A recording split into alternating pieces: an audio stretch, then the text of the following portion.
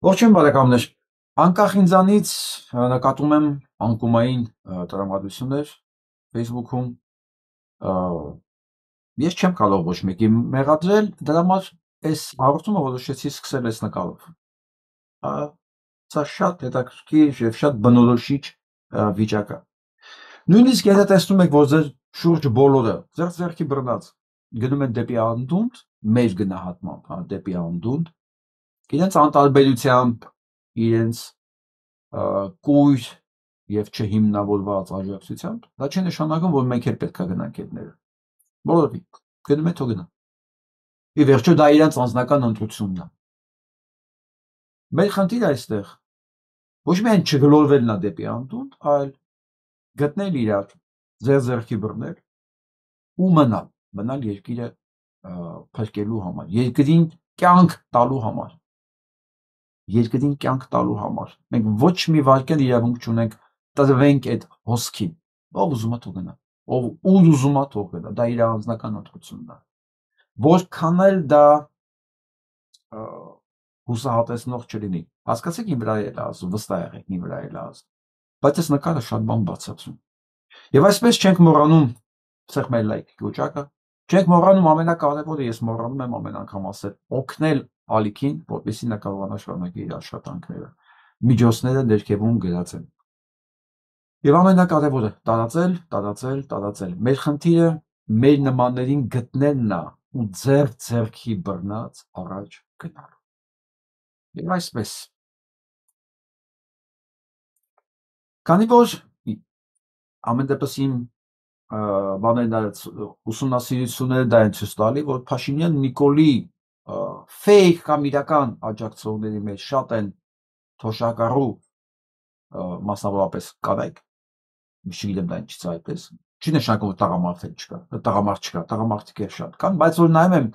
այս աջակիցների, դրանք կամ ֆեյքեր են, կամ ուղղակի մարդիկ են, որ ընդամենը մեկ կարծիք ունեն, որ ով չի հավանում Փաշինյան Նիկոլին, հասկացաք, ռոբասերժական կամ պիցայակեր իրաց բառերով ասած, և նայում ես տարիքը 65+70+, դե Նիկոլ Փաշինյանն որոշել է շնորհակալություն իրենց հայտնի և իրենց ոգևորի աշխատելու, թոշակառուներին քաջալերենք, որ աշխատեն, ամենաաշխատունակ տարիքում եք դուք, այո, հարգելի տիկնայք և պարոնայք, ձեր կուռքը, ոչ բոլորի իհարկե, բայց ձեր կուռքը ձեզ կոչ է անում օգտագործել ձեր հնարավորությունը, ամենաաշխատունակ տարիքը և աշխատել, գիտեք հին խոսք կա, ամեն մարդու սրած բիզ շարունակությունը դուք ինձանից լավն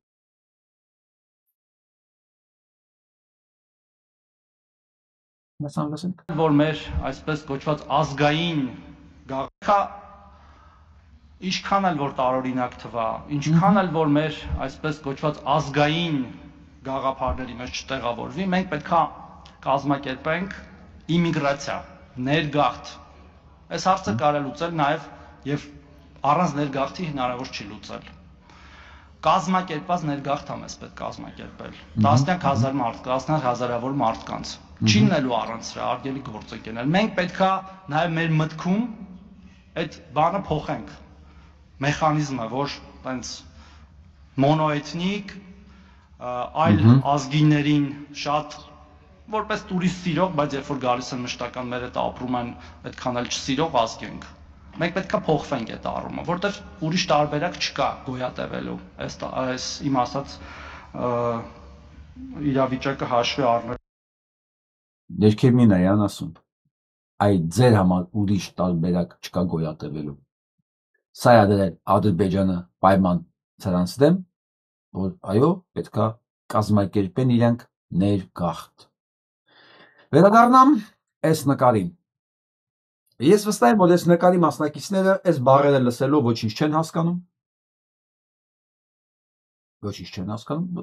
ունակ չեն հասկանալու, ու գնալու են այս խոսքերի հետևից։ Սա իրանց է վերաբերվում։ Բացառապես իրանց։ Հիմա իրանցից նեղանանք, ավելորդ ռեսուրսների ծախսասա, իրոք ավելորդ ռեսուրսների ծախսա, հանձնվենք սխալը, բայց մի բան պետք է անենք, չէ, պետք է անենք։ Մտածենք իրար հետ ինչ է, ես չեմ ուզում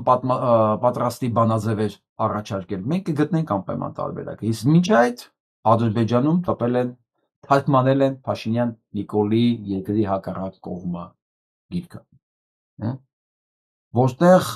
ասում ուսանողները հերթ են կանգնել, որ տեսնեն ուղղակի կարդան, հասկանան, ով է ի վերջո Փաշինյան Նիկոլը։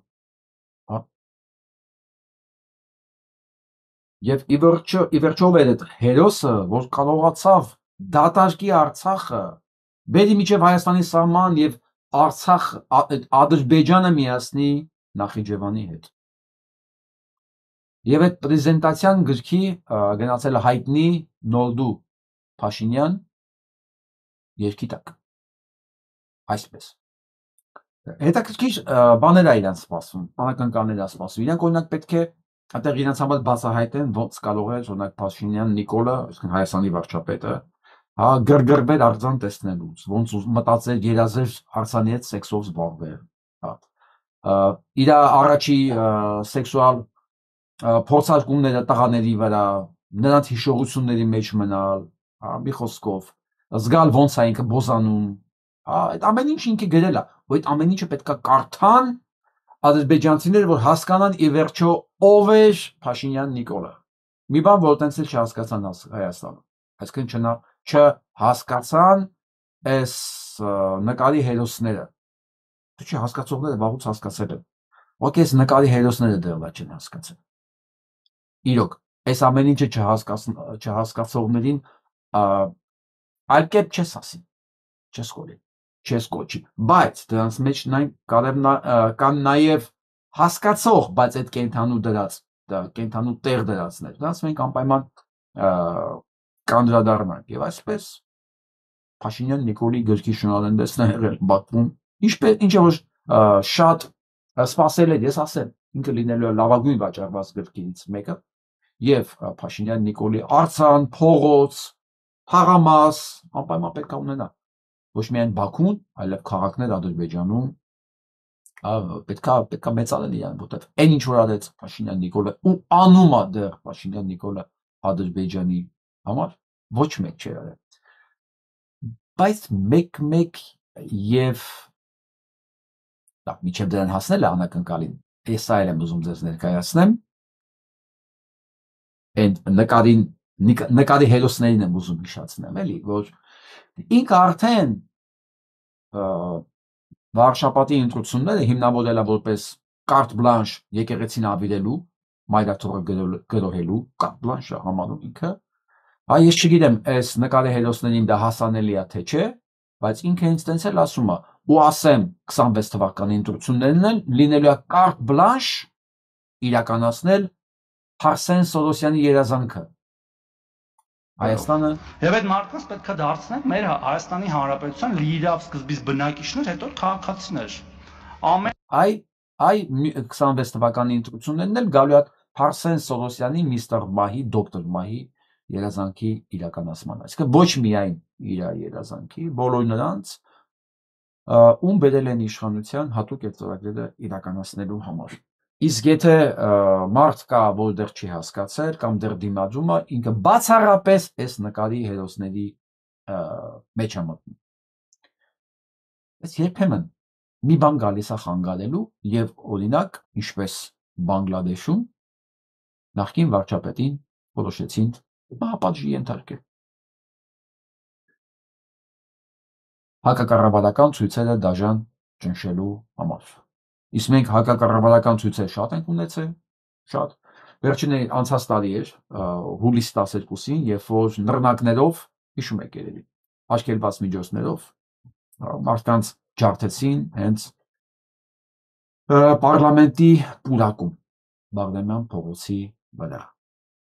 Այնպես որ Փաշինյան Նիկոլ, այսպես էլ է լինում,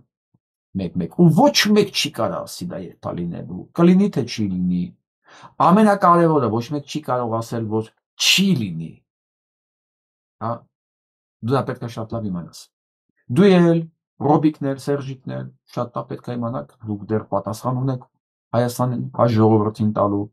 դե Լևոնին բան չեմ ասում, որտեղ Լևոն արդեն ոնց որ մեռած է թաղած չի, ասելիք չկա, բայց ինքը պետք է իմանա, որ ստատուսի իմաստով ինքն էլ ձեր կողքը կանգնած անպայման։ Մենք ոչինչ չենք մոռացել։ Մենք 95 թիվը չենք մոռանալ։ Ահա եւս մեկ հերոս։ Ինչ ընդհանրություն ունեն նրանք, ինչն է նրանց միավորում։ Եթե կարծում եք, որ Տարոն Չախոյանը հանկարծակի հարստացել է, ապա դուք իրավացի եք, սակայն ոչ նրա հաշիվներից եւ ոչ էլ անշարժ գույքից դա ակնհայտ չի երևում։ Ինչպես վճարել եւ աջակցել Ռոման Բաղդասարյանի եւ Եվրոպայում մշտապես բնակվող Վարդանյանի ինտերնետային բոտերին։ Օգնության է հասնում կրիպտո արժույթը եւ այստեղ Չախոյանին օգնում են իր հին ընկեր Ավինյանը եւ նրա թմրանյութերի լվացման կետերը, ինչպես նաեւ Fastex-ը իրենց դրամապանակներով, լվացում Ավինյանի հետ կապված փոխանակման կետերի միջոցով, նարկոքեշ, կեղծ գովազդ, կրիպտո դրամապանակներ, ինչպես լավագույն կարտելներում։ Մեր կողմից ճշտված տվյալների շնորհիվ մենք գտանք նրա դրամապանակը, որից պարբերաբար վճարումներ են արվում Էրնեստ Վարդանյանի հարազատներին եւ Ռոման Բաղդասարյանին նրանց ելույթների համար։ Տեսանյութի նկարահանման պահին դրամապանակի մնացորդը կազմում է գրեթե $3 միլիոն։ Ես ուղղակի ուզում հիշեցնեմ ոչ միայն Տարոն Չախոյանին, բոլորին, Նիկոլից սկսած մինչև վերջի վիժվածքը, որ գիտեք, չէ՞ հիմա բանն էլ է քրեական հոդվածի տակ։ Զելենսկին, որ ուզում եք կրիպտո ձեր դրամապանակներով արեք այդ փոխանցումները, ուզում եք արձերն տարեք, ամեն ինչ ֆիքսում է եւ ոչ մի բան հնարավոր չի թաքցնել, ոչ մի լումա հնարավոր չի թաքցնել։ Ձեր մասին ամեն ինչ իմացել է Սերժ Սարգսյանը, որովհետեւ այն որ դուք եք հավաքագրվել 15 թվականից, 13 թվականից, 16 թվականից, 17 թվականից, բոլոր այդ մասին անգիր իմացել է նաեւ Սերժիկ Սարգսյանը, Գորիկը, ասեմ Գորիկը, ծապետը, Գորիկ Գուրգենիչը, Արտուր Վանեցյանը, ածումով աշխատել է։ Իհարկե ոչ բոլորը, բայց ձեր մասին բոլորը իմացել են։ Բոլորը ձեր մասին բոլոր տեղեկությունները ժամանակին փոխանցել են ուր որ պետքա, այդ պապկեքը կան։ Վստահ եղեք այդ ծառայության մեջ աշխատող մարդիկ տարբեր ձևերով այդ ինֆորմացիաները արխիվացել են տարբեր տեղեր ու մի օր պայթելու է ձեր գլխի այդ ամեն ինչը։ Որովհետև այս կարգի դավաճանություն, այս կարգի հանցանք, դիվերսիա մի պետականության նկատմամբ չի մարսվելու դա մի կողմ ու հնարավոր չէր իրականացվեր մի ինչ-որ մի տասնյակ կամ թեկուզ երկու տասնյակ վիժվածքների անանցյալ, աններկա Տարոն Չախոյանների եւ Նիկոլ Փաշինյանների ձեռքով անկազմակերպ դա հնարավոր չէր։ Հետևաբար այդ ամեն ինչի գլխին կանգնած են եղել ուժեր, այդ ուժերը ունեն հակաուժեր, հենց դրան եմ ուզում գամ, էլի։ Հենց այդ հակաուժերն էլ, երբ որ որոշեցին, որ արդեն ժամանակն է ձեզ փուռը տալ, օգնել են մեզ, ձեզ ուղղակի արժանացնել նրան, ինչ որ Բանգլադեշի նախկին վարչապետն է արժանացել, ոչ միայն Բանգլադեշի, ոչ մենք խոսացել ենք, չէ՞, ամեն անգամ ձեզ հիշեցնում ենք, որտեղ ինչեր է կատարվում։ Ընդ որում այնքան անական կալ, որ ոչ մեկ չի սպասում դրան։ Դուք պետք է վստահ լինեք, այսինքն դուք պետք է վստահ չլինեք, որ ձեր դա չի լինելու։ Հիմա գնանք վերադառնանք մեր օրերը։ Դասենք էս սա։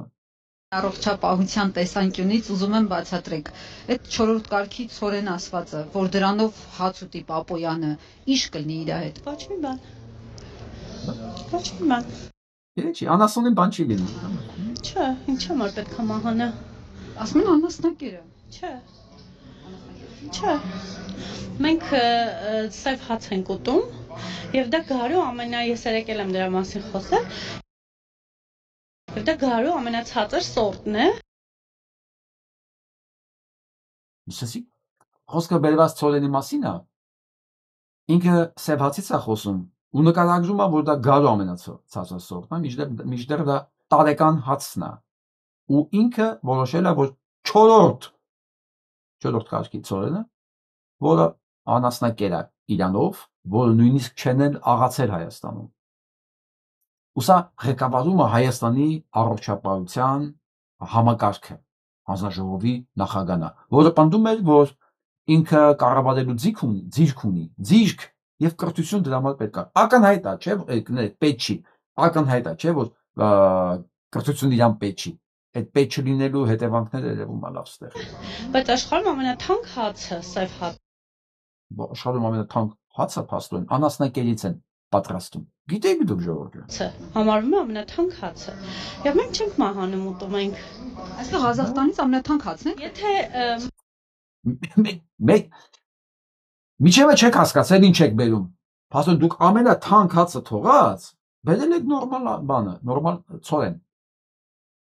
Հասկացաք, այսքան ժամանակ 30 տարի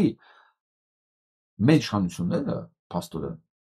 նորմալ ամենաթանկ հացը բերելու փոխարեն 4 սորտի ցորեն բերել են նորմալ։ Փաստորեն լավագույնը չեն բերել, որ այդ անասնակերն է։ Ու սա ղեկավարումը նորից եմ ասում, ինքն էր պնդում, որ կրթությունը բան չի, ընդհանրապես պարտադիր չի։ Լսենք շանակ։ Հացության տեսակետից նայենք, ուրեմն այդ նույն անասունն էլ որ ուտում այդ ցորենը, ուրեմն ինքն է պիտի սատկի։ Դե անասունը ասենք խոզը լավ է ուտում, մենք էլ չեն։ Խոզը ճիշտն ասած ուտում է այն, ինչ որ մենք իրան կտանք, իսկ եթե Սկսեք։ Եթե անասունը ուտում է չի սատկում, նշանակում է մենք էլ հանգիստ կարանք ուտենք։ Խոտ, սիլոս, չորացած վիճակում, թարմ վիճակում։ Մենք կարանք ուտենք։ մենք իրան տանք նույնիսկ բանջարեղեն, մրգեր, ամեն ինչ։ Նա կուտի եւ չի սատկի։ Մարդը կենթանուց տարբերվում է։ Մենք էլ ենք նույն ուտելիքը ուտում։ Խոզն էլ Դուք, հա, թպայականներով։ Մենք դա գիտենք։ Բայց մենք ինչ կապ ունենք ձեր հետ։ կարող է նույն ուտելիքը ուտել։ Իրանց անունից է ինքը խոսում։ Պետք է ըմբռնումով մոտենալ։ Ինքը հիմա խոսում է իրանց անունից։ Պատգամավորը սկսեց համոզել, թե խոզն ինչ նուրբ է, ու եթե խոզին բան չի լինում, մարդուն էլ չի լինի։ Եվ ասեմ, Դրանց ինքը կաղին էլ է ուտում տունը։ Կաղին, խոտ։ Ինչ ասես ուտում է խոզը։ ձեզ խոզը այն ամենանուրբ կենդանիներից մեկն է, որի օրգանիզմը շատ նուրբ է հիվանդություններին եւ ինֆեկցիաներին, բայց միևնույնն է նա չի սատկում, չէ՞ որ ուտում է այդ ուտելիքը չի սատկում։ Այնպես որ մի անհանգստացեք Ժորժ ջան։ Մի անհանգստացեք, հակառակ։ Այն որ պետք է թափեք, ասենք չգիտեմ, գյուղերում կա, չէ՞, որ ինչ-որ պետք է թափեն, տալիս են խոզերն է ուտում, մի թափեք, յա։ Եթե խոզը ուտում է, դուք էլ կարաք ուտեք այդ անտիճ կերակուրը դուք ոնց կարող եք թափել։ Հիմա պատկերացնում եմ գյուղում ապրողները, որոնք խոզապահությամբ են զբաղվում, անասնապահությամբ։ Ինչ են զգում հիմա սա լսելով։ Այս հիացական դեմքով։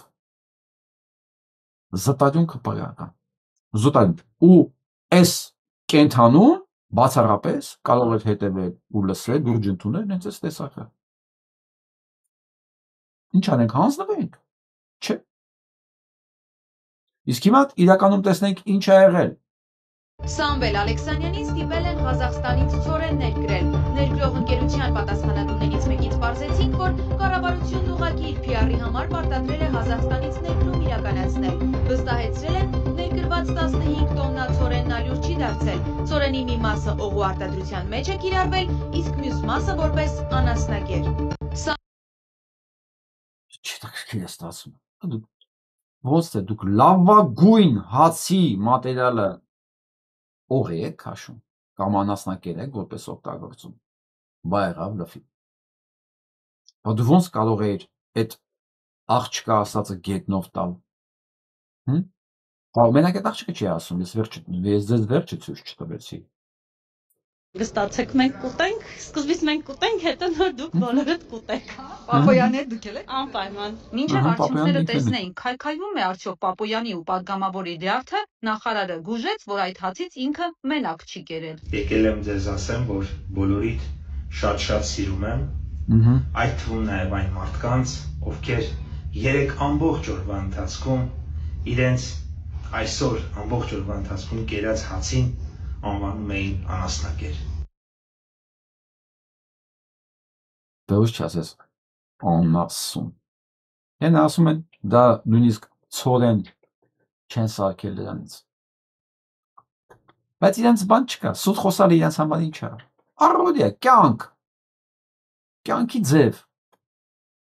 Լրիվ ասում եմ, նույնիսկ ցորեն չեն կարող ասել սարքենք, ինչ է դա ցորեն սարքես։ Այնտեղ աղալու բան չկա։ Օղի կարող է քաշվի։ Ոչինչ, անասնակերը լավ։ Բայց դե Պապոյանի եւ իր գոլեգայի համար դա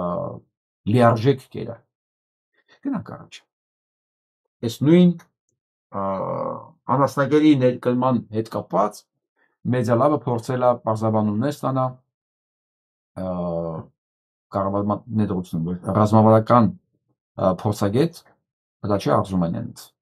անվտանգության հարցերով։ Տեսեք ինչ է ասում։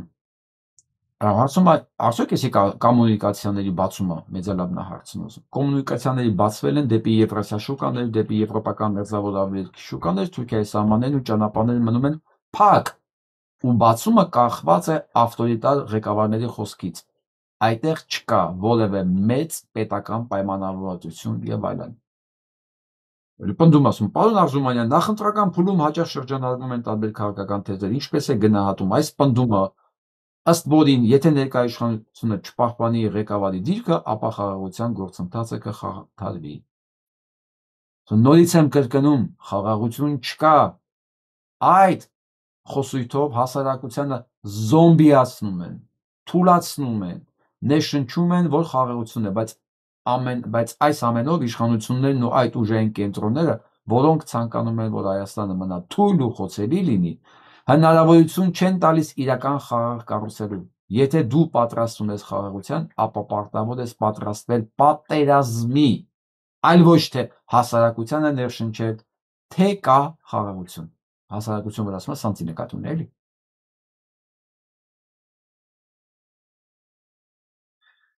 Չկան լայնածավալ ռազմական գործողություններ, բայց շարունակվում է տեղեկատվական, հոգեբանական, հիբրիդային պատերազմը Հայաստանի հասարակության դեմ։ Լայնածավալ հարձակում է սա։ Եթե դու հիբրիդային պատերազմի մասնագետ ես, ապա դա պարզ ու նկատելի է։ Ադրբեջանական կողմն է կիրառում։ Ադրբեջանի մեթոդներն են, Ռուսաստանինը, Թուրքիայինը, Իսրայելի մեթոդներն են երևում։ Եթե դուք աշխատում եք այդ ոլորտում, ապա տեսանելի է այդ ամենը։ Ինչպես 20 թվականին մենք ունեցանք Հայաստանի դեմ ուժային հարձակում, նույն ձևի հիմա հարձակում է Տերունն, որտեղ մի քանի ուժային կենտրոններ աշխատում են Հայաստանի հասարակության դեմ, իսկ դա բնավ առողջություն չէ։ Իհարկե սա բացարձակ ճշմարտություն է եւ բավականին ընկալելի եւ նորմալ այս շատ փոքրատիվ փոքրամասնության համար։ Դե հասկանում եք, որ սա հասանելի չի այս միակողմանի երթևեկության կողմնակիցներին։ Տեսնենք ինչ ասում էս մասով Տաթևիկը։ Կանում որ դա վատ բան է կամ դա վատ արարք է, օրինակ ինձ համար անկեղծ ասեմ ամենադաժանը երևի նաև սերով պայմանավորված է դա, որ եղել է հայ կինզանձառայողի անդամահատում ու դա լուսանկարումը, դա սարսափելի բան էր եւ դրանով տենց հպարտանալը, օրինակ Սաֆարովի դեպքը, այսինքն երբ պետությունը փաստացի քնած հայ ինքնացնահարողին դարձրեց հերոսացրեց, այդպես պատվով ընդունեց եւ մի բան ինձ համար իրապես շատ ցավ է առաջացնում մեր առումով, որ մենք որպես ցեղասպանությունը վերապրած ժողովուրդ մինչև հիմա խնդիր ունենք հանրային լայն առումով հասկանալ ինչ է նշանակում պետական մակարդակով ատելության քարոզ։ Մենք օրինակ sense ջուր ֆրազներով ասում ենք դե Գուրգեն Մարգարյանին կացնահարող Սաֆարը, բայց մենք այդ խորքային առումով այդ շարունակականության ապահովումը չենք ընկալում։ Դա մեր մեծ խնդիրն է, ես կարծում եմ, որպես հանրություն ու պետություն։ Ինչ վերաբերում է զուգահեռ իրականության պատմության հասկանում Բոլորը մտահոգ են, ով հասկանում է ինչ է կատարվում եւ վստահ եղեք կան մարդիկ։ Այ մեր խնդիրը իրոք այդ հասկացող ընկալող մարդկանց համախմբումը, իրար ճանաչելը, իրար միտք տալը, իրար ոգևորելը, հա ձեր բռնել, ճակատ կազմել, ես դառնում եմ հասկացողների եւ ոչ միայն հասկացողների, նաեւ որոշակի գործողությունների պատրաստ հասկացողների, որովհետև կան հասկացողներ, հասկանում են, բայց դրանց դու նույնիսկ կարծիքը չես իմանա։ Նրանք նույնիսկ կզլանան ու կվախենան կարծիք հայտնել, հա, բայց հասկանում։ Դա ման եմ ասում, հասկացողների եւ որոշակի գործողությունների պատրաստ մարդկանց համախմբումը պետք ապահովել։ Ամեն ինչ կորած չի։ Ես հասկանում եմ անկումային տրամադրությունների պատճառը, բայց նորից եմ ասում, եթե դուք նույնիսկ տեսում եք, որ շուրջ բոլորը գնում են դեպի այնտեղ, դա բոլորովին չի նշանակում, որ քո տեղն էլ այդտեղ է։ Նայեք այս տեսանյութը, տեսնենք հիմա ինչ են ուզում։ Վաղարշապատի Դողս համայնքի նախկին ղեկավար Գրիշա Հարությունյանը լրագրողներից է լսել, որ իրավապահները հետաքրքրված են իր պաշտոնավարման տարիներով ու քրեական գործ են հարուցել։ Ես այդ ամեն ինչին տեղեկացվել եմ լրատվականներով միջև առօրս։ Գիտեք ինչ են քրեական գործ սկսել իր նկատմամբ, որովհետև այդ համայնքում պարտվել է ԿՊ-ն, պարտվել։ Մեզի ոչ մեկ ոչ տեղեկացրել է, ոչ առավել եւս ցանուցագիր են ուղարկել կամ չգիտեմ ոչ էլ եկել են ինչ-որ հանդիպման կամ մեզ հրավիրածներին, ընդհանրապես մենք էլ ես էլ ինքս լրատվականներից եմ իմացել։ Գլխավոր դատախազությունից Ազատությանը փոխանցեցին, թե Դողս ու Ծաղկունք համայնքների վերաբերյալ քրեական գործեր է նախաձեռնվել պաշտոնական լիազորությունների չարաշահման ու գույքի հափշտակության հոդվածներով, որ համայնքապետերի պաշտոնավարման մասին է խոսքը, եւ կոնկրետ ինչ են արել, իրավապահ կառույցներից հրաժարվում են մանրամասնել։ Լրագրողներից Լիա Սարգսյանն էր փաստաթղթեր հրապարակել, որ քրեական գործերը վերաբերում են Փաշինյանի կառավարությանը քննադատող Մայր Հայաստան կուսակցության ցուցակում հայտնված նախկին համայնքապետերին Գրիշա Հարությունյանին ու Դավիթ Կարապետյանին։ Այստեղ ուզում եմ պաուզա տամ եւ բոլոր այս քննիչներին, իրավապահներին մի ասեմ, արա մի հատ նորից լսեք, էլի ձեզ ինչ են ասում, ձեզ ինչի են նախապատրաստում։ Ինչքան էլ որ մեր այսպես կոչված ազգային գաղափարների մեջ չտեղավոր։ Լսեք, այդ ճակերտները ձեզ էլ վերաբերվում նաեւ։ Իբր դուք ազգային գաղափարախոսություն ունեք, ծիպը ձեր երեխեքը պետք է հայերի միջավայրում ապրեն, բան, թուրք իրավունք չունի ձեր աղջիկներին ձեռ տա։ Սա ձեզ էլ է վերաբերվում։ Չմտածեք սա ձեր կողքով անցնելու։ Դուք հիմա սա եք պատրաստում ու լսեք ձեզ ինչ են զգուշացնում։ Լսեք, թե դուք ինչի համար եք հիմա աշխատում, թե դուք հիմա ինչ եք բերում ձեր ու մեր բոլորի գլխին։ Մենք պետք է կազմակերպենք իմիգրացիա, ներգաղթ։ Այս հարցը կարելի լուծել նաև եւ առանց ներգաղթի հնարավոր չի լուծել։ Məsələn, կարանք լուծենք այս հարցը պատերազմով, բայց առանց ներգաղթի եւ ներգաղթով ճիշտ է, էլի։ Հիմա այն ինչ որ էս ապահովում է, այս վիճակը, հա, այս քրեական գործերը գնան բռնեն քաշքշեն, դուք ապահովում եք այս վիժվածքի խոստացած ներգաղթը։ Խոստաց Ալիևին խոստացած ներգաղթը։ Ես ձեզ երաշխավորում եմ, որ ձեր երեխեքը չեն կարող անմասն մնալ այն հետևանքներից ինչ որ լինում է։ Ես հիշում եք, չէ՞, ընդամենը մեկ շաբաթ առաջ էր Աբովյանում սպանվեց այն հրաշալի երիտասարդը, որի ներկայությամբ հայոյել էին կաթողիկոսին, ասել էր, դու պիղծ ես, արա։ Ինչ իմանալ, որ այդ հայոյողը Փաշինյան Նիկոլի վկաներից է, արդեն մի անգամ 11 տարի նստած մարդասպանության համար։ Ինչ իմանալ այդ հայոյողը, որ իր բարեկամ Զեյնալյանի քարոզի հետևանքները ինքը պետք է քաշի։ Հիմա ես ձեզ բոլորիդ ասում եմ,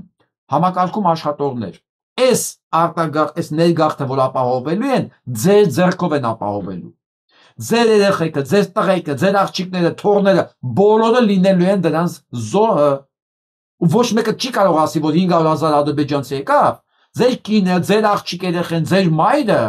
կամ ձեր զավակը իրանց հետ ոչ մի գործ չի ունենալու, իրանք գալու են ձեզ ծաղիկներ բերելու։ Հա, դուք կես միլիոն սաֆարով եք բերելու ձեր տուն։ Նաև ձեր տուն։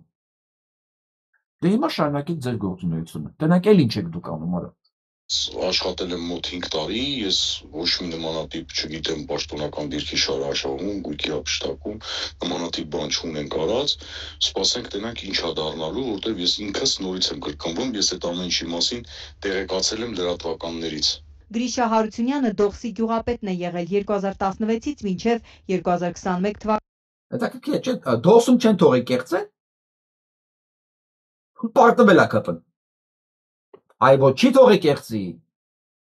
Նշանակում է հիմա պետք է ձերբակալել շտապ քանդել համայնքը, անցկացնել ինչ-որ նոր ընտրություններ, նորից ամբողջ ռեսուրսը բերել կենտրոնացնել ընդ, որ այդ համայնքում նախապատրաստել են 26 թվի ցեղասպանությունը։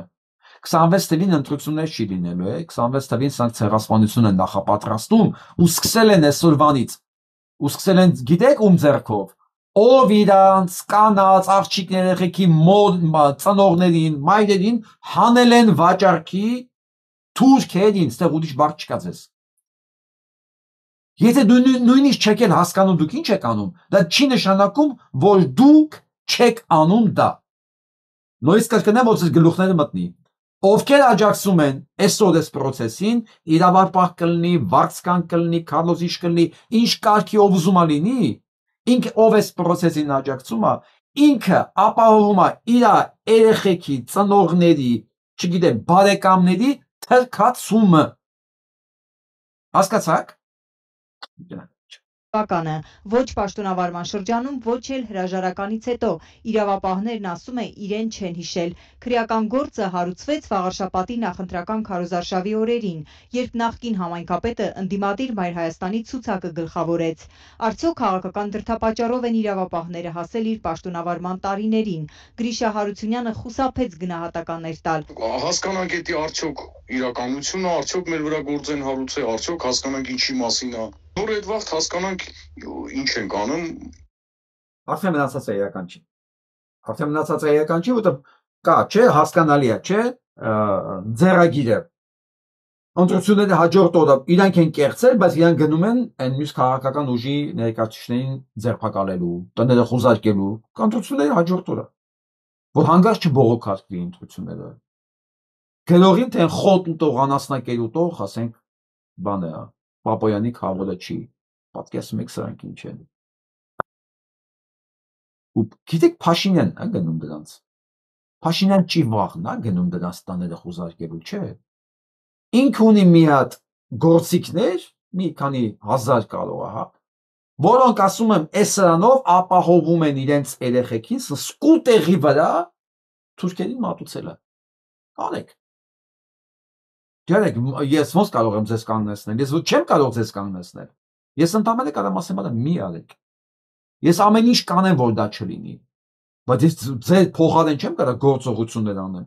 ես իմ անելիք ունեմ, դու ձերը, բայց եթե դուք ուզում եք գնաք ինքնասպանել եք, ձեր հետևից էլ տանում եք ձեր ամբողջ ընտանիքը ցեղասպանելու, ես չեմ կարող ձեր ձեռը բռնեմ, գնաք առաջ։ He called me yesterday. I'm waiting this call like 45 days. Ես սպասում էի այս զանգին 45 օր։ Երեք վերջապես նա զանգահարեց ինձ, ասաց բարև Լինդա, ինչպես ես։ Նրա ձայնը փոխված էր, թույլ էր։ Հարցրեցի ինչ է քեզ պատահել Վիգեն։ Ասաց Լինդա, ես այլևս չեմ կարողանում քայլել։ Ոտքերս շատ են ցավում։ My leg hurt me too much. 45 օրյա լռությունից հետո Բաքվում բանտարկված լիբանանահայ Վիգեն Էուլչեկյանը վերջապես զանգահարել է կնոջն ու տեղեկացրել, որ առողջական վիճակը վատացել է։ Քայլել չի կարողանում։ Լինդա Էուլչեկյանի փոխանցմամբ, չնայած ոտքերի ցավին ու սրտի հետ կապված խնդիրներին, բանտապահները հրաժարվում են բժշկի նշանակած դեղերը տրամադրել։ Որևէ մեկի հետ խոսելու, օգնություն խնդրելու հնարավորություն Վիգենը չունի։ Շուրջ 5 տարի Բաքվի բանտում գտնվող հայազգի գերին անօգնական, հուսահատ վիճակում է։ Դե բնականաբար այս հոտին դա չի հետաքրքրում, որովհետև այս հոտին նույնիսկ իր ճակատագիրը հետաքրքիր չի։ Սա ոնց կարա հետաքրքրվի իր հայրենակցի ճակատագրով, երբ որ ինքը այնքան անուղեղ է, որ նույնիսկ ինքը իր ճակատագրով հետաքրքրված չի։ Համնացածը։ Իսկ մինչ այդ այսօր հիշել եմ, որ մարտի 1 ա եղել։ Մարտի 1 ու լսումներ են անում դրանց մասին։ Մոռացել են իրաց գերիների մասին, ռազմագերիների մասին, իրանց քաղաքացիների ցանկացած պետության պարտականությունն է իր քաղաքացիներին օգնության հասնել Աշխարհի որ կետում ուզում է լինի։ Սա եւս մեկ ապացույց էսի պետություն չի։ Էսի լկտիանոց է։ Սա ոչ մի բան է։ Ու սրան պետություն ասողները ավելի ոչ մի բան են, հեսա դրանց հետ կհասնենք էլի։ Ոսը մեկ էլ որոշել է, որ պետքա դատախազությունը կրկին դիմի ՌԴ-ին Գևորգ Կոստանյանի եւ Վահագն Հարությունյանի անցման հարցով։ Սրանք մարտի 1-ի գործերը կոծկող, բոլոր ապացուցական բազաները կեղծող, մանավանդ էս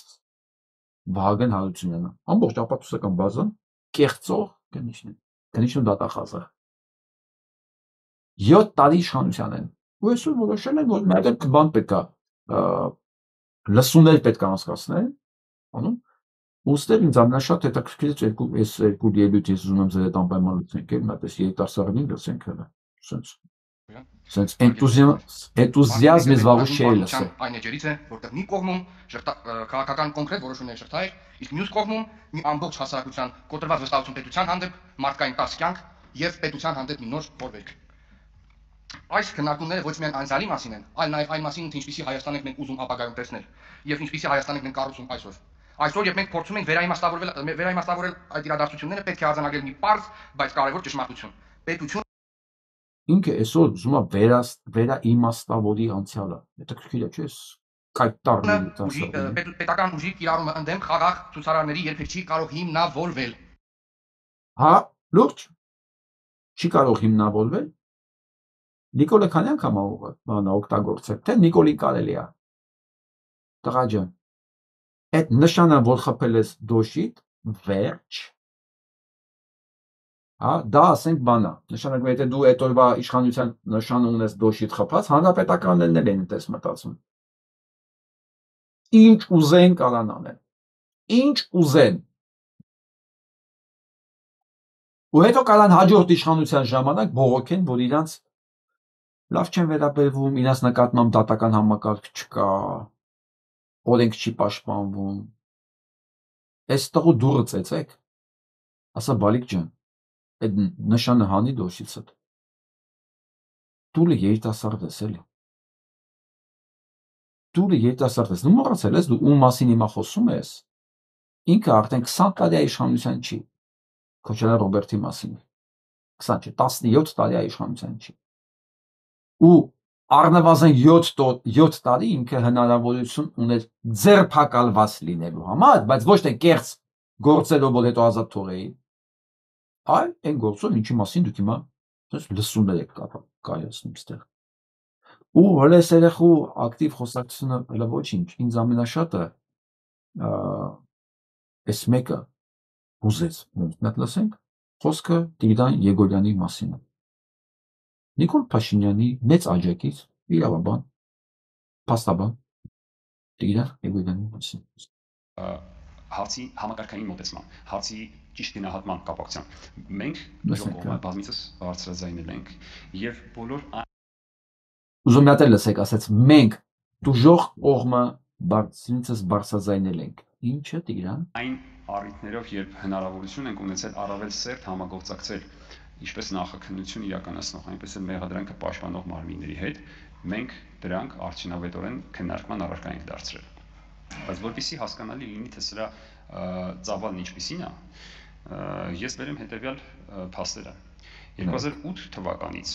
մինչև 2018 թվականը դուժողների իրավահաջորդների, դուժողներիս նոր կարգավորումների իմաստով եւ վարույթ իրականացնող մարմինի միջև հաղորդակցությունը եղել է, այսինքն չի եղել։ Ասեց։ Ես դա գիտեմ, մենք բոլորս գիտենք։ Սերժ Սարգսյանի ժամանակ մարտի 1-ի դեպք չէր կարող բացահայտվել։ Ոչ մի ձև, որովհետև ինքը պետք է ասեր։ Ինքը ոնց եկավ իշխանության։ Հա, բայց հետաքրքիր է շարունակությունը մտցենք։ Եղել է 0։ 2018 թվականին ժողովրդի իշխանության վերականգնման արդյունքում փաստորեն ժողովրդի իշխանությունը վերականգնվել, հա Տիգրան Եգորյան։ Բանն ինչու՞մն է։ Բա որ վերականգնվել է, բայց ելույթդ ինչու՞մն է։ Բա ո՞ր է բացված գործերը, Տիգրան։ Դու ո՞նց կարող ես ասես մի կողմից ժողովրդի իշխանությունն է վերականգնվել, մյուս կողմից գա զեկույց կարդաց, որ 7 տարվա մեջ այդ գործը առաջընթաց չի ունեցել։ Մի քիչ ոնց որ դե բան է ստացվում, հա, հակասում է իր հետ։ Դու ո՞նց կարես ասես համ հանցագործությունն է եղել, համ հանցագործությունը կոծկողը ի պաշտոնե ինքը կապ չունի այդ գործողությունների հետ։ Ու նա փաստորեն այդ հանցագործությունները կոծկողը ինքը ժողովրդի իշխանությունը վերականգնած իշխանությունն է։ Ասենք շարունակություն։ Այս հաղորդակցությունը սկսվել է, այն տևել է մի քանի ամիս, եղել է մեր գնահատմամբ բավարարող արդյունավետության, բայց կարող էր լինել առավել արդյունավետ, այնուհետև նորից ընդհատվել է։ Այնուհետև նորից ընդհատվել է, բայց ինքը համ տուժող կողմին է ներկայացնում, համ պնդում է, որ 2018-ին իշխանությունը վերադարձվել է ժողովրդին։ Իհարկե, առաջին ամիսներին գործեր են բացվում, դե գոռում ես, չէ, տրիբունաներից մարտի 1-ի գործը բացահայտված է, հոկտեմբերի 27-ի գործը բացահայտված է։ Բերելու են կոպեկ առ կոպեկ, հա, այն առաջի որպեսի ցույց տային, ինչ որ պրոցեսներ սկսեցին, հետո միանգամից փակեցին, ինքն էլ է խոստովանում է, ու այդպես 7 տարի։ Բայց դա չի նշանակում, որ ժողովրդին իշխանություն չի վերադարձվել։ Ինքը հիմնավորի իր ծառայությունը այս ռեժիմին։ Մի տեսակ ազնիվ չի, Տիգրան Երգորյան։ Որովհետև ես գիտեմ, էլի դու ինչքան ուզում ես այս ծառայի, ամեն դեպս դու Նիկոլ Փաշինյան չես, էլ չգիտեմ, իմ տպավորություններն է դա, գուցե եւ սխալ եմ արդեն իմ տպավորությունների մեջ։ Այ եթե Ազատ Արշակյանը կարա դառնա Նիկոլ Փաշինյան, ինձ թվում է ամեն ինչ հնարավոր է։ Այս համագործակցության եւ նախաքննության շրջանակում ջանքի լրացուցիչ ջանքի ներդրման, լրացուցիչ, այսպես ասած, ջանասիրության արդյունքում մենք ունեցանք դատարան ուղարկված ընդդեմ Քոչարյանն ու մյուսների գործը։ Բայց դրանից հետո մենք սկսեցինք նորից ունենալ ձախողումներ եւ ու էլ մոռացավ ասել, ինչ ֆորմատի տակ ուղարկվեց այդ գործը, որ ի սկզբանե բոլորը գոռում են, դուք այս ֆորմատով որ օգտագործում եք, ուղարկում եք, դուք արդեն դատապարտում եք պարտության, սխալ ձևակերպում ու այստեղեն տուժողներին է ներկայացնում։ Այս տուժեն ինքը չի ասում հիմա սխալ ձևակերպված իշխանությունը անենց դատախազությունը անենց ձևակերպեց գործը ուղարկեց դատարան, որ ինչքան իրավաբան կար գոռում էր, փաստաբան կար գոռում էր, արդեն պարտված եք դուք մտնում։ Ինչու երկրորդական թեմայի վրա, ով իրավունք ուներ հրամանը տալու։ Բայց ընկերը համ իշխանությանն է ներկայացնում, մի ձեռքով, մյուս ձեռքով տուժողներին, ու մոռացավ ասել, որ մենք նույնիսկ գործ ուղարկեցինք, դպարտվեցինք, բայց ինքը չի ասի հիմա, ինչի պարտվեցինք։ Այդ ոնց ստացվեց, մարտի 1-ի կազմակերպիչն ու պատասխանատուն արդարացվեց մարտի 1-ի գործով, հա, Տիգրան Երգորյան։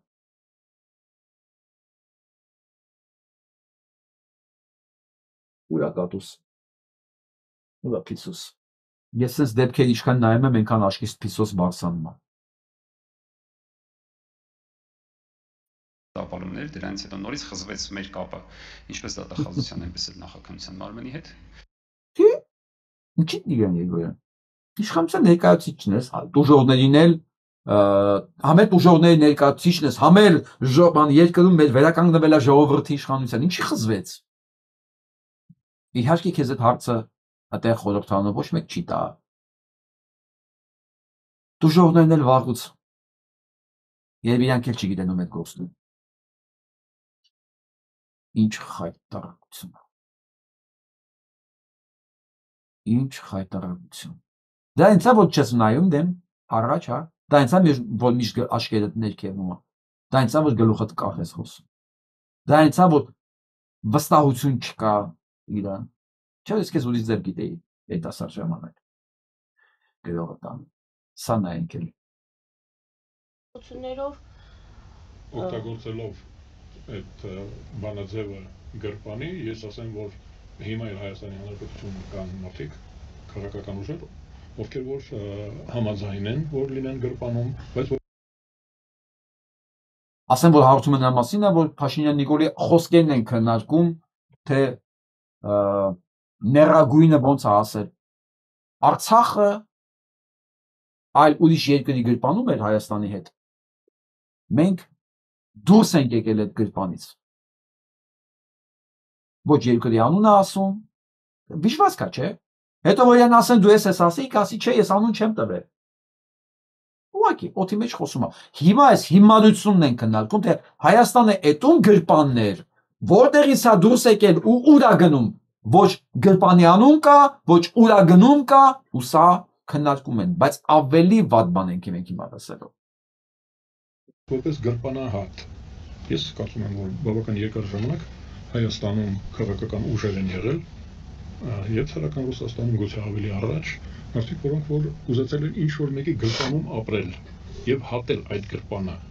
Դա ես կարծում եմ, որ վերջի 200 տարին եղել է Ռուսաստանը։ Ռուսաստանի գրպանը մտել են մերոնք եւ որպես գրպանահատ։ Լսանք։ Լսեցիք։ Ես գիտեմ, որ դուք եք շոկի մեջ։ Սա ասում է, մեր ճակերտավոր եմ ասում, ազգային անկախական գործիչ Ազատ Արշակյանը, Չազատ Արշակյանը, որ հայերն են մտել գրպանահատի նման Ռուսաստանի գրպանը։ Դուք եք շարունակությունը։ Այդ գրպանից հանել են անվտանգություն, տնտեսական աջակցություն, ամեն ինչ Ռուսաստան։ Հասկացաք, մենք այդ գրպանից հանել ենք անվտանգություն, տնտեսական աջակցություն։ Մենք ենք մտել Ռուսաստանի գրպանը։ Սա իր խոսքերն են։ Կողոպտել են։ Ռուսաստանին թե Հայաստանին։ Ռուսաստանին կողոպտել են։ Ռուսաստանը ընդհանրապես։ Հասկացաք, մենք մտել ենք Ռուսաստանի գրպանը, Ռուսաստանին կողոպտել ենք։ Օրջա։ Այսպիսի մետամորֆոզներ։ Ու գիտեք սոսկալին որն է, որ ոչ մեկ չասեց։ Դες ինչ ես խոսում այդ։ Սարոխանյան Գագիկ ինչ-որ մի բան ասեց այնտեղ, որ այն էլ այնքան դեֆերամներ կարդալով մեծն Ազատ Արշակյանի մասին, ու ինքը չհասկացա ոնց է հնարավոր, որ Հայաստանը մտնել այդ գրպանը ինչ-որ բան գողանալու համար էլի։ Բայց դա վերջացավ։ Բայց այսքանը լսելուց հետո ես մտածում էի ինչ լավ է սեղանին բան չկար դրված։ Այսինքն ինչ լավ է, այսինքն եթե լիներ իրանք բան չէին անելու, որովհետև անելու բաներ կար էլի։ Շատ ասելիք կար էլի, ոչ, բայց անցավ գնաց, լսենք շարունակություն։ Ըստ փաստաթղթերի, ռուսական փաստաթղթերի եւ աշխարհի, որ ես հիմա դրանք չթվարկեմ, Ռուսաստանը այստեղ շահ չի ունեցել, Ռուսաստանին պարտադրել են։ Բա Ռուսաստանը այստեղ շատ չի ունեցել, Ռուսաստանին պարտադրել են։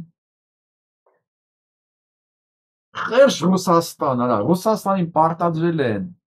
ինքը եկել է, բայց չնայած պարտադրել են, բայց հայերն են մտել Ռուսաստանի գրպանը թալանելու, անվտանգություն, տնտեսություն, բան ստանալու համար։ Ես հստակ եմ, վաղ այս բառերը ռուսերեն, թուրքերեն դուք լսելու եք։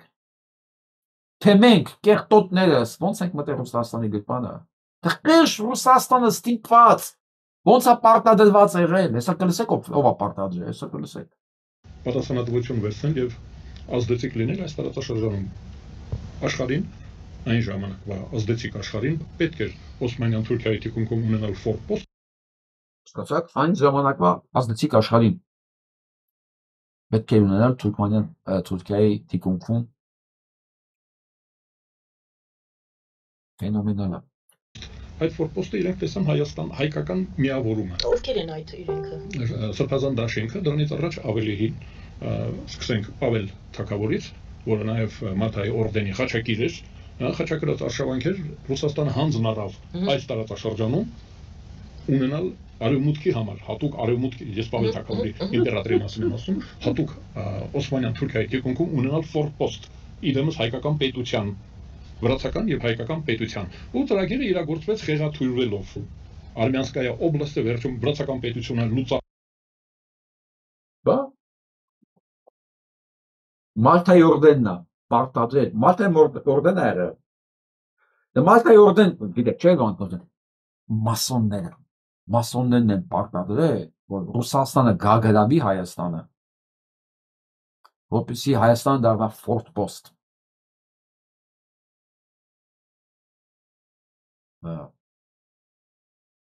Լուծարվեց, հայկական մարզը լուծարվեց, ուզում ասում Ռուսաստանին պարտադրել են այստեղ լինել։ Իսկ այսօր շուտով փոխվել է։ Ես կարծում եմ, որ չի փոխվել, հիմա էլ Ռուսաստանին պարտադրում են հանձնառնել այս տարածաշրջանում Իրանի եւ Թուրքիայի թիկունքում որպես բեսպաշադնի եւ բեսմիսլենի ուժի արկայություն, որպեսզի Թուրքիայի Իրան կերճ Ռուսաստան ոչ Թուրքիայի հետ կապ ունի, ոչ Իրանի հետ կապ ունի, ինքը պարտադրված աստեղ լիներ։ Որպես հակակշիռ Թուրքիան եւ Իրանին։ Գանձա։ Արևմուտքը իրեն ավելի լավ զգային չար եւ բարի քննիչների առակը կա։ Այս ամեն ինչը Ռուսաստանն անում արևմուտքի համար, ժողովուրդ ջան։ Մի զարմացեք։ Բայց այդ գրպանից դուրս գանք, ես կարծում եմ շատ ավելի կարևոր բան է, թողնենք այդ ձևակերպը։ Ես համարում եմ, որ մեր ժողովուրդը եւ քաղաքական ուժերը, ազդեցիկ քաղաքական գործիչները միշտ առիթից օգտվել են ազգային ազատագրական շարժում կազմակերպելու համար։ Ես համարում եմ, որ հենց հիմա Նիկոլ Փաշինյանը ճիշտ կլիներ, Նիկոլ Փաշինյանի համար լավ կլիներ, որ ասել, որ ես սկսում եմ ազգային ազատագրական շարժում։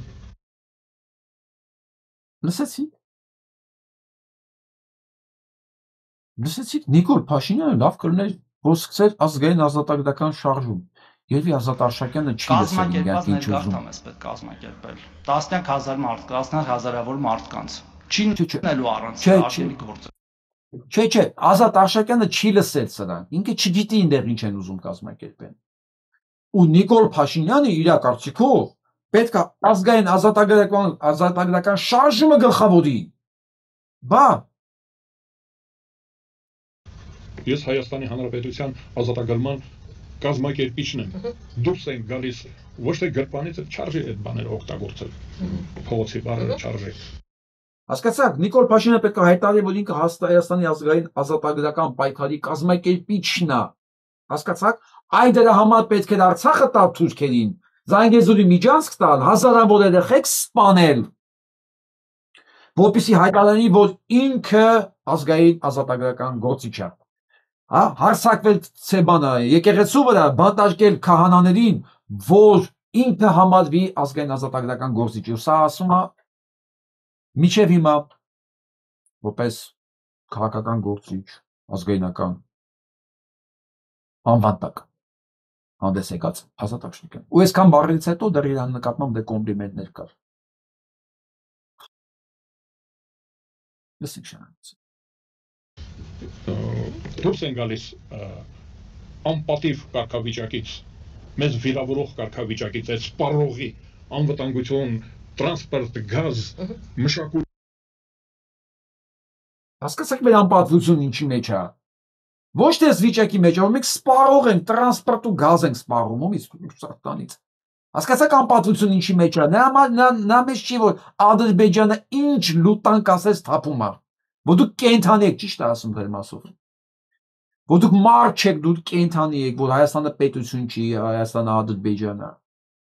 Ասում անպատվությունը դա չի, պարտությունը չի, կապիտուլյացիան չի, ազգային արժեքները ոչնչացնելը չի, Արարատը չի, ցեղասպանության հուշարձանը չի։ Դրանք չի անպատվությունը, անպատվությունը սպառողի կարգավիճակից դուրս են գալիս եւ ես ձեզ ասեմ, որ ինքը հիմա իրավունք ունի եւ հնարավորություն ասում, որ ես միանում եմ ազատագրական շարժմանը։ Լսեցիք, ինքը հիմա իրավունք ունի։ Այսինքն որպեսզի իրավունք ունենար, ըստ Ազատ Արշակյանի, պետք է սպանել հազարավոր երեխեքի։ Պետք է հանձնել Արցախը, էթնիկ զտում անել ու ընդհանրապես նվիրել։ Պետք է հանձնել Հայաստանի տարածքներից մասեր, պետք է Սյունիքը հանձնել, հասկացա՞ր։ Այդ իրավունքը վաստակելու համար պետք է եկեղեցին ջնջել, մի խոսքով, այս ամեն ինչը պետք է անել, որպեսզի իրավունք վաստակեր, դուք հասկանում եք։ Դժվար է հասկանալ այլ մոտ։ Ոնց է Ազատ Արշակյանը հասկանում է, դուք այդ պարզ բանը դուք չեք հասկանում։ Լույս չեք հասկանում, բայց այդ շարժումը լինի, չէ՞։ Այդ շարժումը Պետք է լինի այդ Այդ շարժումը եղել է անընդհատ։ Ազգային ազատագրական շարժումը Հայաստանում եղել է անընդհատ։ Ուղղակի էստաֆետա է եղել, այդ ձեռքից ձեռք փոխանցվել է, անընդհատ եղել է։ Ես ասում եմ, Գարեգին Նժդեհ զոհվել է 1955 թվականին։ Այն ժամանակ երբ արդեն գալիս էին Հայկ Խաչատրյանը։ Պատկերացնում եք, Հայկ Հիմա Նժդեհի գործը պետք է շարունակին բանը։ Նիկոլա։ Հասկացաք։ Պետք է պատասխանատվությունը ինքը վերցնի իր վրա։ Բա Նժդեհի գործը հիմա պետք է շարունակի Նիկոլը։ Մի հատ էլ մեկը կար է, այն անսերան հայրենիք։ Քանդակագործ Վիգեն Ավետիսը։ Ինչն է ասում, չէ, Նժդեհն է այսօր, ախպեր։ Ոնց, այսօրվա Նժդեհը հենց տես պետք է լինի, դադարքի Արցախը ու հանձնի Սյունիքը։ Այն ինչ որ պահելա բան Նժդեհը։ Այսօրվա Նժդեհը ժամանակակից հենց այդպեսին պետք է լինի։ Գազա Խաչատրյան, գալիս է Սաֆարյան Խաչիկը, եկավ Ղարաբաղյան շարժումը։ Ուզում ասեմ մենք այստեղ մենք մասնակցել ենք։ Ղարաբաղյան շարժումն ինչի համար է։ Բայց ինձ ամենաշատը ապշեցեց այս կողքինների հանգիստս նստածը։ Ղարաբաղյան շարժման անունը չի ես տալի։ Ինչ եղավ Ղարաբաղյան շարժումը։ Ուր է շարժման այդ բաները, արդյունքները։ Այդ ամեն ինչը հանձնածը այսօր իրավունք է ստացել ազգային ազատագրական իրավունք է վաստակել ազգային ազատագրական պայքար ղեկավարի։ Թու, ձեր մարդ ասող է, ոչ միայն ձեզ մարդ ասող, ձեզ բարև տվողի, ձեր այդ շփվողի։ Ես հասկանում եմ, դուք կարող եք շատ եք։ Ինձ ինչ։ Բայց դա չի նշանակում, որ ձեր գույնը ուրիշ է, եւ ձեր ֆունկցիան ուրիշ է, ձեր բորակն է ուրիշ։ Ազգային ազատագրական շարժմանը 80-ական թվականներին ու այդ հիմա Նիկոլ Փաշինյանը կարող է ասել, որ ինքը միանում է այն քարյակին, ես պետք է, չէ, երյակին։ Հիմա մեզ հետ է Տիգրան Խզմալյանը, նախաձեռնողը ինքն էր, Արամ Սարգսյանի Հանրապետություն կուսակցությունը եւ Հանուն Հանրապետության կուսակցությունը։ Հասկացա՞։ Արամ Սարգսյան, Տիգրան Խզմալյան ու Բաբաջանյան, իրանք պետք է ղեկավարեն մեր ազգային ազատագրական պայքարը ըստ Ազատ Աշակյանի։ Շնորհավորում եմ ձեզ ժողովուրդ ջան, դուք կարող եք հանգիստ գնալ տաներով, դուք արդեն փրկված եք։ Ժամանակակից Նժդեհները ղեկավարելու են մեր ազգային ազատագրական պայքարը։ Եվ մենք դուրս ենք գալու Ռուսաստանի գրպանից, որտեղ մենք մտել ենք մեր ցանկությամբ։ Այդ Ռուսաստանի, այդ իմպերիայի խորերից եւ անվտանգության ռեսուրսներից օգտվելու համար։ Գրպանահատի նման, վերջի սրիկայի նման, Ռուսաստանն էլ ստիպված այդ, որտեղ իրան պարտադրել էին այն ժամը 300 տարի առաջ արևմուտքը կեղտոտ արևմուտքը պարտադրել էր Ռուսաստանին գալ մեզ գրավել։ Բա վեց տարածքի ինքը նայեր։ Չգիտեք։ Դուք այնքան բաներ չգիտեք այ ժողովուրդ։ Ես էլ չգիտեի, անկեղծ։ Ազգային ազատագրական շարժմում դարձրեցին տվեցին իրավական տեսք, այսինքն մեզ պարզերես արեցին։ Այ մենք հիմա, որ մի քիչ պաթետիկ բանով խոսում եմ ես, որովհետև իմ ժողովուրդը, իմ հայրենակիցները հայտարարեցին իրենց ստորագրությունով, այո, ռիսկային, դա լուրջ ռիսկ էր։ Ասեցին մենք դուրս ենք գալիս գաղութատիրությունից, մենք ուզում ենք ազատվել, ժողովրդավարություն ենք ուզում, անկախություն ենք ուզում, բարգավաճում ենք ուզում, կրթություն, առողջապահություն։ Սկսակ ինչ ժողովուրդ ասեց, այդ ամեն ինչ ուզում ենք, այդ ամեն ինչը պետք է գլխավորի Նիկոլ Փաշինյանը, Արման Բաբաջանյանը, Արամ Սարգսյանը, վերջապես նրանք իրավունք են ստացել, հնարավորություն են ստացել, միանալու այդ պահանջին։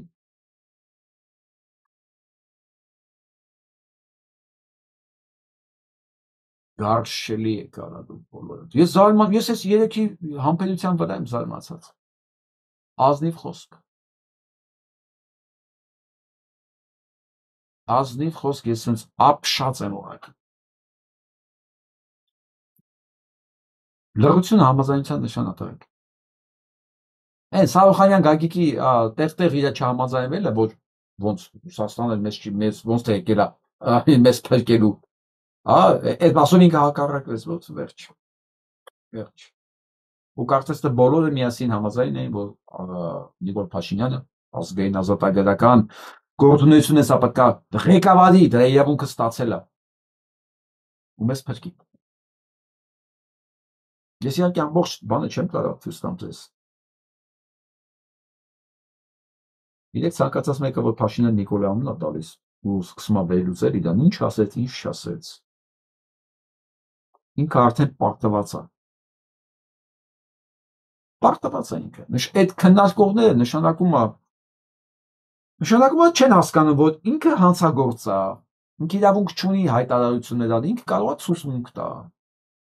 Իր հայտարարությունները չեն կարող քննարկվել, որովհետև ինքը հանցագործ է ուղղակի։ Վերջի թարմ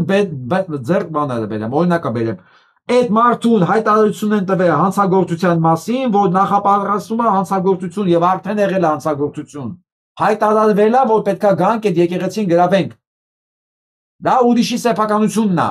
Եվ ոստիկանությունը պարտավոր է կասեցնի հանցագործություն է։ Հանցագործությունը ընկերներ ոչ միայն չկասեցվեց, այդ հանցագործությունը 3 անգամ գլխավորվեց վարչապետ Փաշինյան Նիկոլի կողմից։ Ես այս ամենավերջինն եմ ասում, չեմ ասում է տարածքների հանձնումը, չեմ ասում Արցախի հայաթափումը, չեմ ասում հանցագործությունների փաթեթը միջազգային դատարանից հետ կանչումը, չեմ ասում ամբողջ ՄԱԿ-ի ամբիոնից էթնիկ զտումների մասին չխոսալը թողել Ադրբեջանը մեզ մեղադրի էթնիկ զտումների մեջ։ Ցանկացած մեկը անկախ անունազգանունից որ ուղղակի պարզ չի ասում Նիկոլ Փաշինյանը հայ ժողովրդի թշնամին է, հանցագործ Հայաստանի Հանրապետության օրենքների եւ սահմանության առաջ ու սկսում է քննարկել իրը։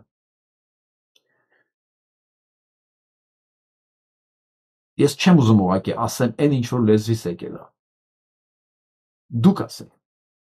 դուք գրեք, դուք ձևակերպեք։ Ուղղակի մի բառով ասեմ, ինքը հիմա մատ ոչ մի բան։ Ոչ փորձագետ, ոչ մարդ, ոչ քաղաքացի։ Նա ընդհանրապես խոսելու իրավունք չունի քաղաքական իմաստով եմ ասում, չեմ ասում մարդկային իրավունք։ Մարդ մոտը չի հասկանում, կարա խոսա։ Երբ որ ես գնամ ասենք շուկայում կանգնած եմ, տատիկին հարցնեմ, ես բաներ, ասի այ բալա ջան, ես չգիտեմ, գիտեմ որ կեղտոտ գյադա է կամ ես հավատում եմ այդ կեղտոտ գյադուն։ Ես ինձ բան չունեմ, բայց մեկը եթե արդեն ամբիցիա ունի, գա հայտարարություն, կարծիք հայտնի եւ սա չասի, նա մասնագետ չի, ոչ միայն մարդ չի, ստախոս է։ Նա մասնագիտական որակումներ չունի եւ իրավունք չունի ընդհանրապես խոսալ, իրավունք չունի կարծիք ունենալ։ Նա դառնում է պրոպագանդիստ։ Ինչպես սյունը, սա, էսի։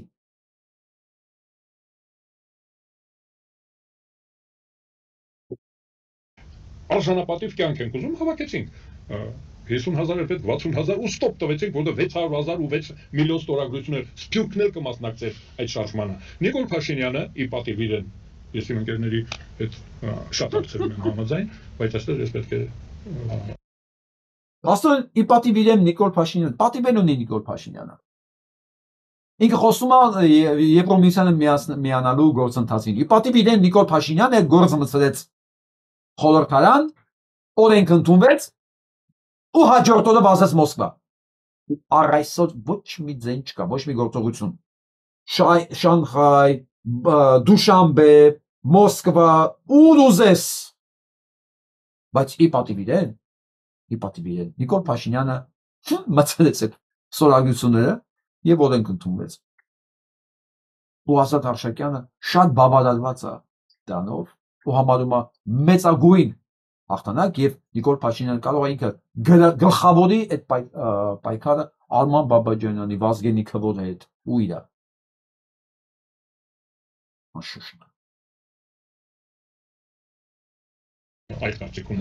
ի պատիվ Նիկոլ Փաշինյանի ինքը միացավ այդ շարժմանը, քաղաքացիական պայմանագիր կուսակցությունը, այդ քաղաքական հասարակական արտախորհրդարանական Եվ քաղաքացիական պայմանագիր կուսակցությունը միացել է կամ մի խոսքով։ Գարշանք։ Ուրիշ բառ չեմ ուզում ասել։ Թե որպես մարդ, թե որպես մասնագետ, թե որպես տեսակ։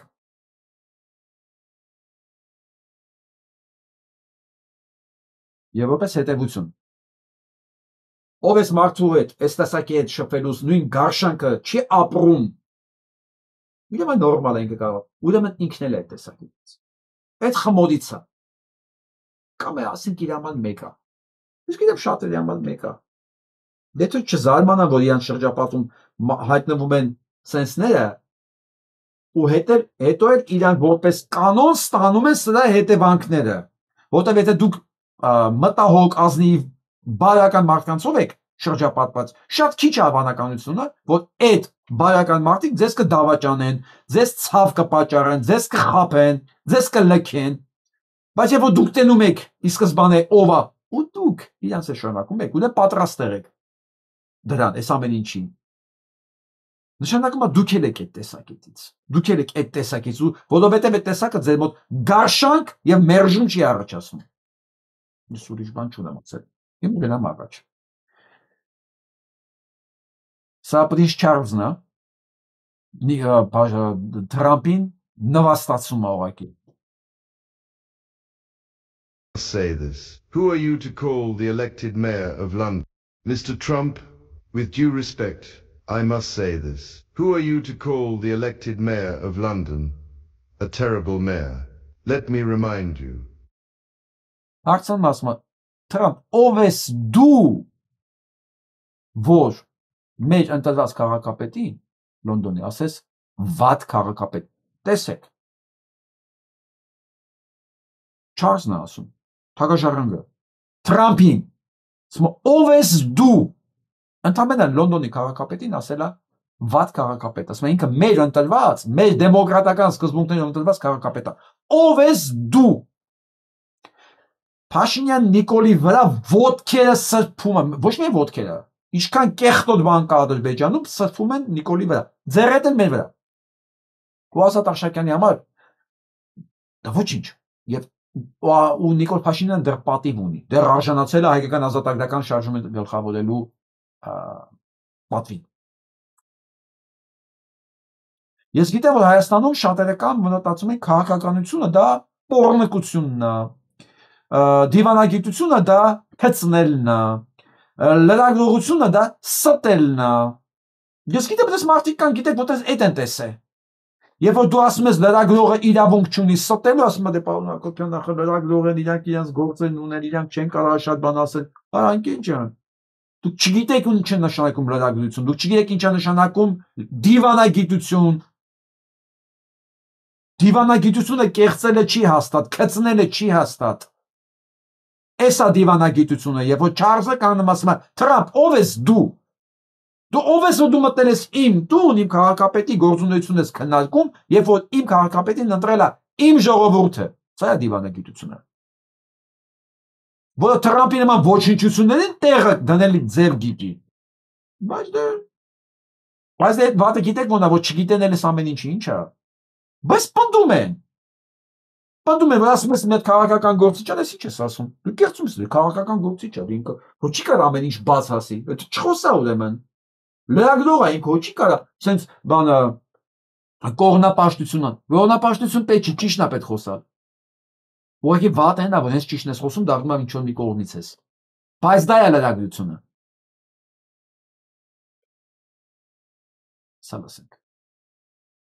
I just read an incredibly disturbing email from the Epstein files, directly from the files themselves. So these were not just cherry picked from some news source. This is directly from the files. This is your warning. It is pretty disturbing. The email I'm about to show you is between Epstein and Tom Barrack. Tom Barrack is an extremely close friend of Donald Trump. They've been friends for decades. He is a real estate investor, but he also has served with Donald Trump in both of his administrations. He was the senior advisor for the 2016 Trump campaign, and he also served as the chairman for the inaugural committee. Now in 2025, he has been appointed as the United States ambassador to Turkey. So Tom Barrack-ի մասին է խոսքը։ Հիշում եք, չէ՞, ուռոդի են, որ Թուրքիայում դեսպանա։ Այն որ մեզ ասեց ցեղեր հայկական։ Հիշում եք, չէ՞։ Դա Թրամփի օգնականն է 16-ին էլ հիմա էլ է իր ձեռքի։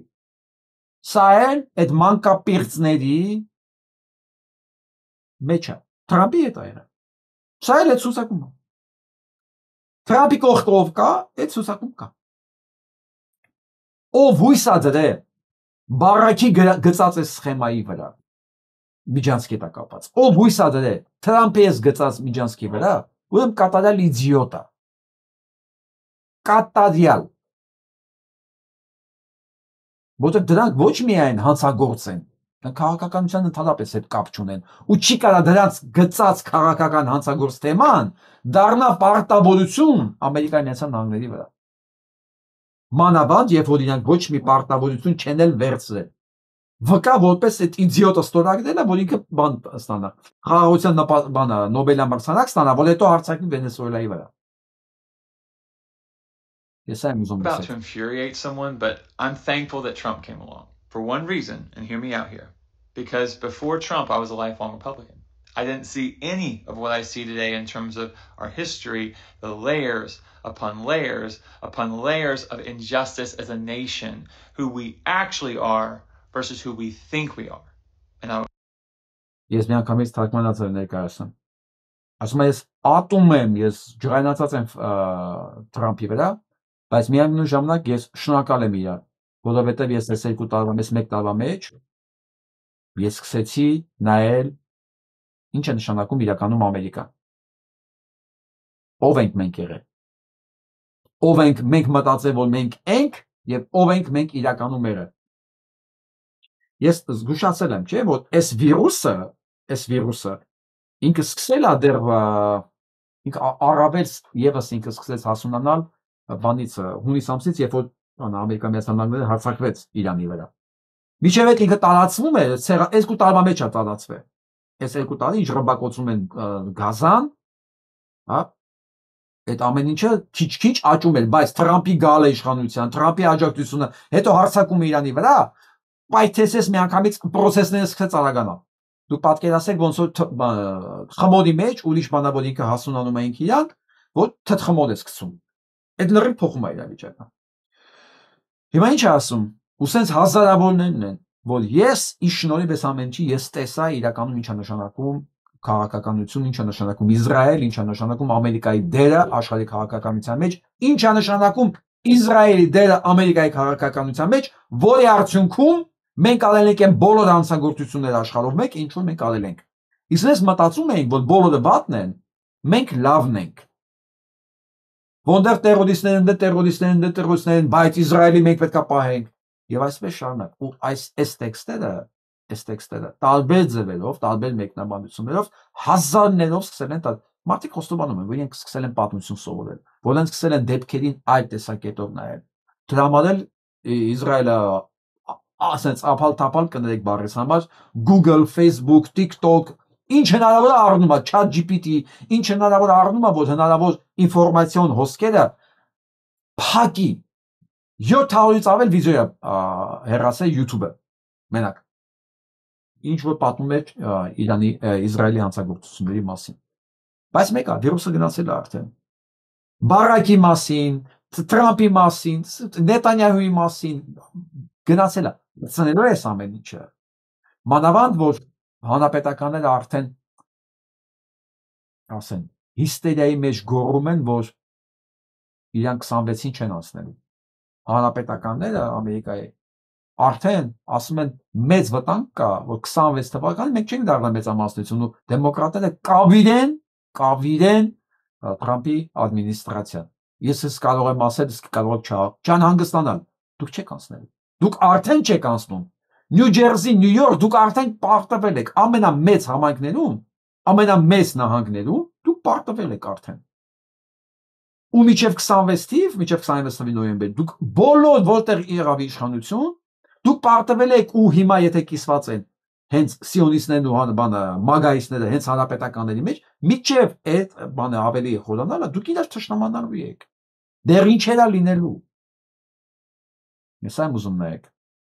Швейцарцы добились снижения пошлин после визита с подарками к Трампу. Трамп получил килограммовый золотой слиток с цифрами 45 и 47 в честь его президентских сроков, золотые часы Rolex. После этого визита США объявили о снижении пошлин с 39 до 15%. Похоже на уклонение от уплаты налогов. Россиянам массово рассылают ссылки, где предлагают...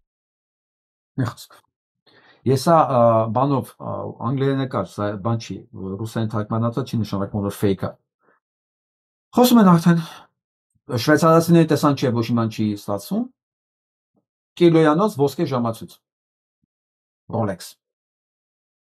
Իրա նիկ բանի Թրամփի սիմվոլներով։ Դե Կատարը Boeing-ը նվիրում, շվեյցարացիք որ Rolex են նվիրում ոսկուց, որ ասեն 40%-ից տարիֆներն իջնի 15%։ Սա է Թրամփը։ Սա հանցագործություն է։ Ու սա հանցագործություն, սա գրվում է, սա մասի խոսում է։ Ոչ մի բան չի մնում անհետևանք։ Չի մնալու։ Սա է Զելենսկին։ Зеленский раскрыл детали разговора с Алиевым после того, как российская ракета «Искандер» упала на посольство Азербайджана в Киеве. Алиев осудил удар и напомнил, это уже не первый раз, когда россияне целятся в азербайджанские объекты. Лидеры также договорились усилить партнерство по всем направлениям «Зеленый свет». Зеленский раскрыл детали разговора с Ես համասին ուղղակի չէի անդրադարձել ես հարցակումների ժամանակ, բանով նպատակային ռմբակոծվել է Կիևում ադրբեջանական դեսպանատունը։ Ու դրանից հետո Ադրբեջանը նոր թաքուն պայմանագրեր ավելի մերբ, ավելի ջերմ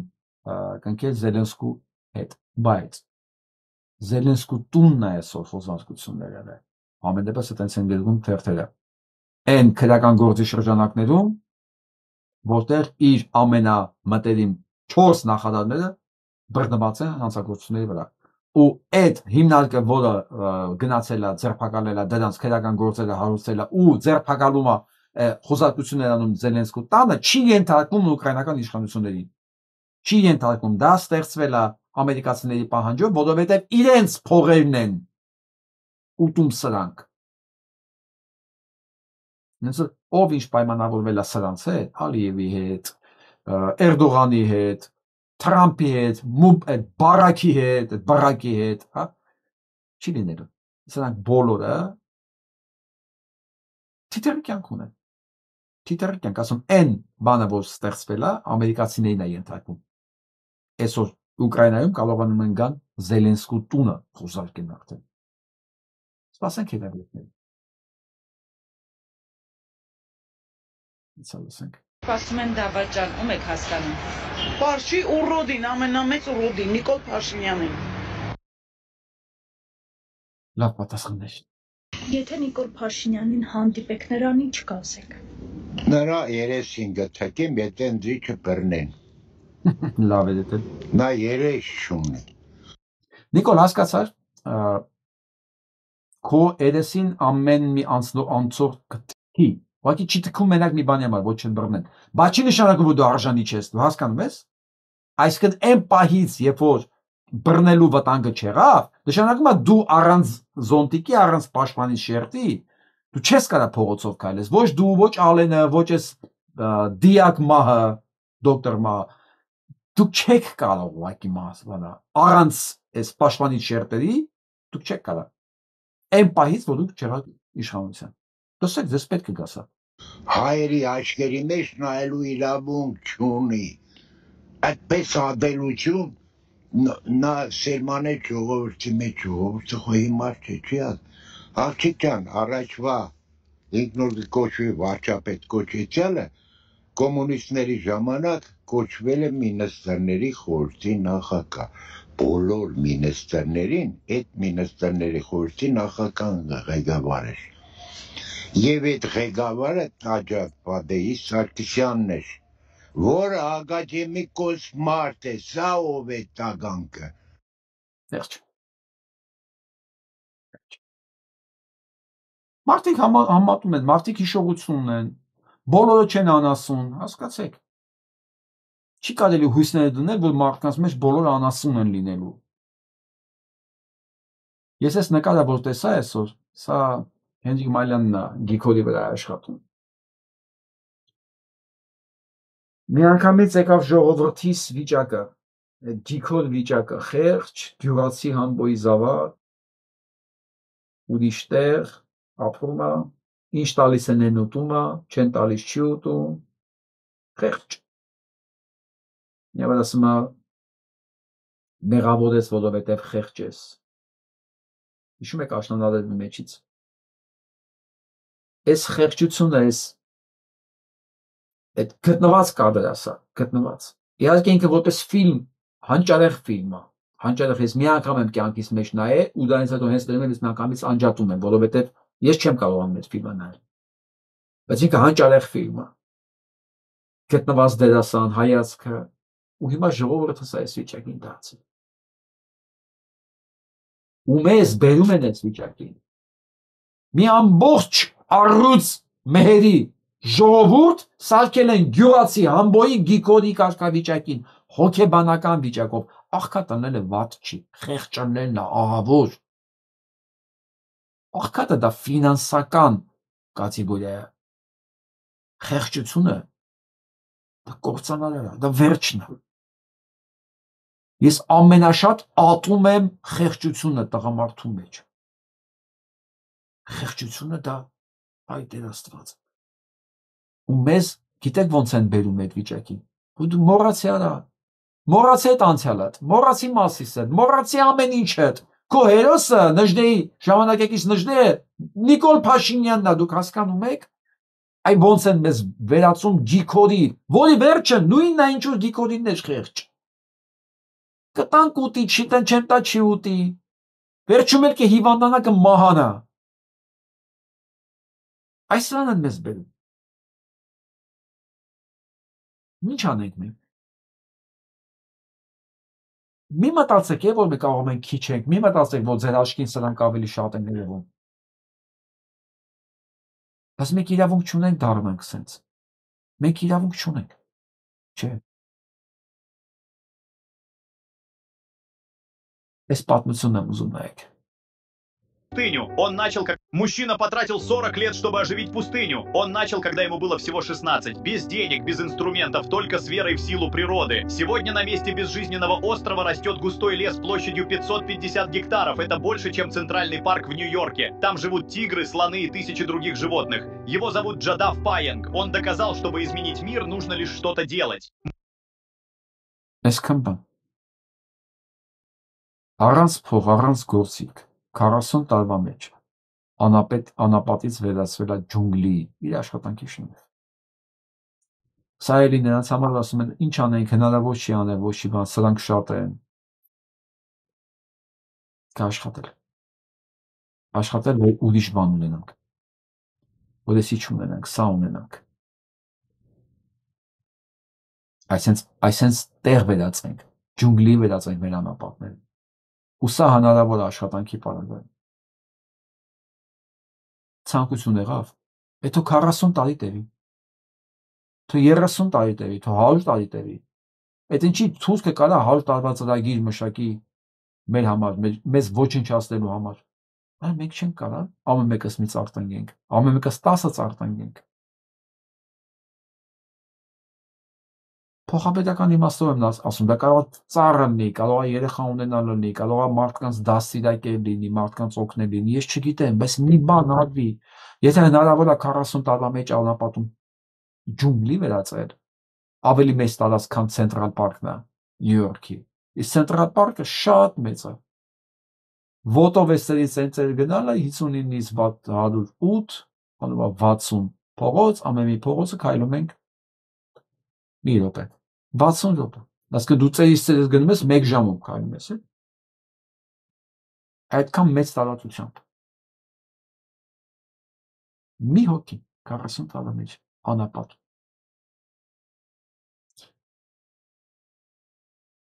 Սանցենք։ Մի բախի։ Քանի տարի տվին։ 10 տարի։ Էդ ինչ ես արել։ Ոչ մի բան։ Մեր մոտ ոչ մի բանի համար 5 տարի է հասնում։ Ներեցեք, իսկ կարելի է հարցնել, թե դուք ինչ եք արել։ Հա։ Ինչ ասնեմ կարաս։ Հարցրը։ Ներեցեք, իսկ դուք ինչ եք արել։ Կանգնել եմ հրապարակի ուղիղ կենտրոնում։ Ուղիղ 2 սուտկա գոռացել, որ ղեկավարության մաքուր կեսը էշա։ Եվ ինչքան տվեցին։ 15 սուտկա հասարակական կարգը խախտելու համար, 15 տարի պետական գաղտնիքը բացելու։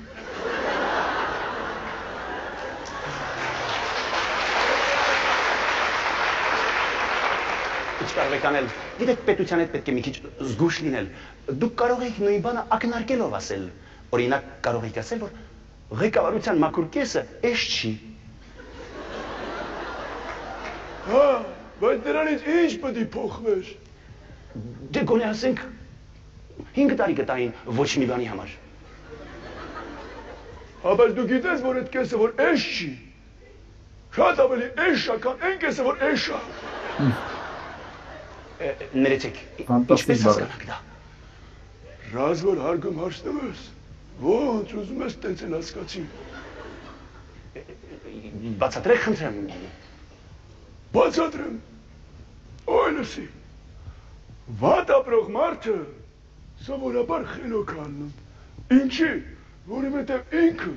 իր խելքից բացի ուրիշ բան չունի օգտագործելու։ Ինքը ստիպված իր խելքն է օգտագործում։ Բայց երբ որ վատ ապրող մարդը պաշտոն է ստանում, պաշտոններ գիտես ինչ բան է։ Ոնց որ ասեն գիրքը գրադարանում։ Ինչքան վերև ես դնում, այնքան օգտագործելու բան չի։ Չօգտագործելուց լավ է պահպանվում, բայց սկսում է փոշոտվել, այսինքն մարդ լավ ապրելուց սկսում է էշանալ։ Այն աստիճան, որ մի պահ իրան թվում է, թե ինքը խելոք է։ Հենց որ ինքը թվում է, թե խելոք է, սկսում է էշություններ անել։ Հենց սկսում է էշություն անել, սաղ ասում են, օլա, ես ինչ խելոք է։ Հենց խոսքը սրած մասին է, որ տենում են դիմացինը էշ է։ Իրանք իրաց էշիտ են դնում։ Ուրեմն ինչա դուրս գալիս, որ մաքուր կեսը էշ է, այն մյուս կես իրան էշի տեղադրել։ Հասկացար։ Պարզ բանազև, ես իհարկե կարելի է երկար նայել։ Հենց էտա, այն մյուս կեսը, որ սանց չի ասում դավաճան, կեղտոտ, ազգադավ, թողում է, որ իրենց էշությունը շարունակեն, բայց էշությունը անմեղ բան է, ասենք Վարդան Պետրոսյանի SS ներկայացման տարիները դա էշություն, դա Սերժ Սարգսյանի ժամանակներն էր։ Սա արդեն էշություն չի, սա հանցագործություն է, սա էկզիստենցիալ խնդիր է։ Ու չի կարելի էշությանը ծափ տալ, չի կարելի դավաճանությունը չնկատել, ձեռը չբռնել, մտածելով դե լավ է, չեմ ասում նպաստել, ինչը որ անում են համազգեստավոր եւ ոչ համազգեստավոր իրավապահները մեծ եռանդով։ Սկսեմ սա ուզում եմ։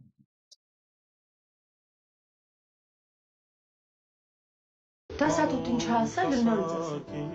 Ասել է, որ Արցախը միֆ է, իրականություն չի։ Միֆը այդ քո ոչ ու փուչ դասատուն է, որ գլխի մեջ ոչ թե ուղեղ, այլ դարման։ Գիտես դարմանը որն է։ Ահա, թավան քո հայրենի դասատուի գլուխ։ Դարմանը գիտեք որն է։ Այն որ բերել են, այն որ ուտում է ԿՊ-ն իր նախարարներով հանդերձ։ Այդ էս դալմանն է, անասնակեր։ Ուտել եմ դե որ ոմանց չգիտես։ Մի վարքյան, այս երեխը պիտի ճիշտ է իմանա թե չէ։ Արցախը բալիկ ջան, իրականություն է, որի մեջ ես ու իմ խոխեն ու մեր նմաններն ապրել են։ Ու քանի մենք կանք, Արցախը չի կարա միֆ լինի։ Քո դասատու գիտի մենք ինչ ենք ապրում։ Օրը բացվում է, իրիկունը բացվում Արցախի մասին ենք մտածում։ Աղոթում ենք Աստծո, որ մեր հողն ու ջուրը հետ գա։ Միֆ է։ Լսրանք ես, միֆը գիտես ո՞րն է բալիկ ջան։ Որ մենք այդպես չհասկացանք, թե մեր Արցախը ոնց եղավ, որ մերը չեղավ, որ մենք կորցրեցինք։ Միլիոն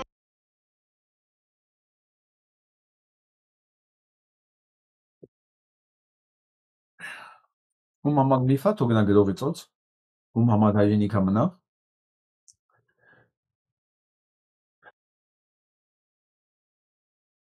Այս կանանցից ենք ուզում, հայր ընտանիքներում, որովհետև այս կանանց տղա երեխեքը մեծանալու են այն գաղափարով, որ Արցախը միֆ չի, հայրենիքը միֆ չի, հայրենիքը իրականությունը եւ այն պահել է պետք ամեն գնով։ Այս եմ ուզում։ Դամարը նժդեն ասում, ազգի ճակատագրերը փտկեք մայրերի ափեր, այսպես։ Իհարկե այդ մայրերի կողքը պետք է լինեն նաեւ առնական հայրեր, այլ ոչ թե համազգեստավոր ոհմակ, որ այս երեխեքին, այս կանանց սկուտերի վրա տանում է հանձնի Թուրքին։ Սկուտերի վրա։ Այսօրվա մայր այսքանը, լավ մնացեք։